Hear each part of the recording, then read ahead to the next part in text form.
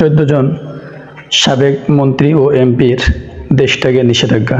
আজ 29 আগস্ট এই আদেশ দেন ঢাকার সিনিয়র স্পেশাল জজ আশামচু জগলুল হোসেনের আদালত।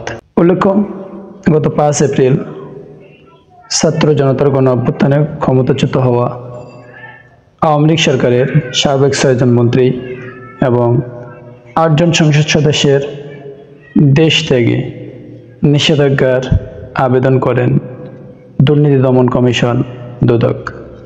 তারই ধারাবাহিকতায় তারই পরিপ্রেক্ষিতে আজ 29 আগস্ট 2024 বৃহস্পতিবার এই আদেশ দেন ঢাকা সিনিয়র স্পেশাল জজ আশামচু জগলুল হোসেনের আদালত।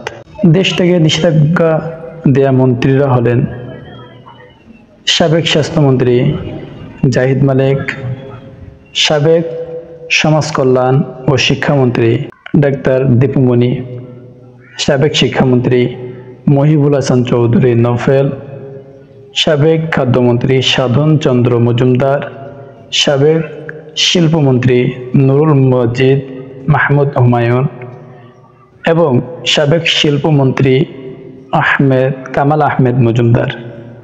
সেই সাথে আরও 2 জন রয়েছেন এর আগের মন্ত্রী শাহজাহান খান ও সাবেক মন্ত্রী কামরুল ইসলাম। উল্লেখ্য, এই 6 জন মন্ত্রীর মধ্যে ডাক্তার দীপুমণি ইতিপূর্বেই গ্রেপ্তার হয়ে বর্তমান কারাগারে বন্দী। নিষেধাজ্ঞা দেয়া সংসদ সদস্যরা হলেন সাবেক সংসদ সদস্য মোহাম্মদ সেলিম উদ্দিন, মামুনুর রশিদ কিরণ, কুজেন্দ্র লালা ত্রিপুরা, কাজিম উদ্দিন, নূরে আলম চৌধুরী ও জিয়াউর রহমান। আজ 29 আগস্ট 2024 দুদকের উপপরিচালক আবু হেনা আশিকুর রহমান দেশত্যাগের নিষেধাজ্ঞার এই আবেদনটি আদালতে করলে আদালত তার আবেদনটি গ্রহণ করেন এবং উল্লেখিত মন্ত্রী এবং এমপিদের দেশ থেকে নিষেধাজ্ঞা প্রদান করেন।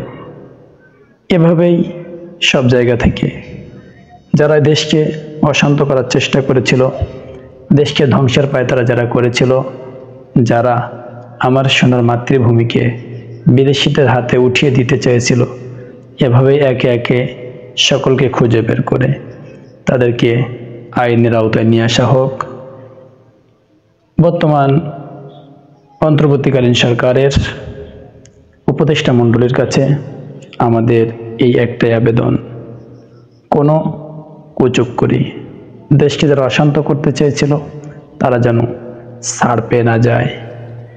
মজলুমের প্রত্যেকটি জুলুমের বিচার যেন এদেশে হয়। আল্লাহ রাব্বুল আলামিন আমাদের দেশটাকে কবুল করুন, আমিন।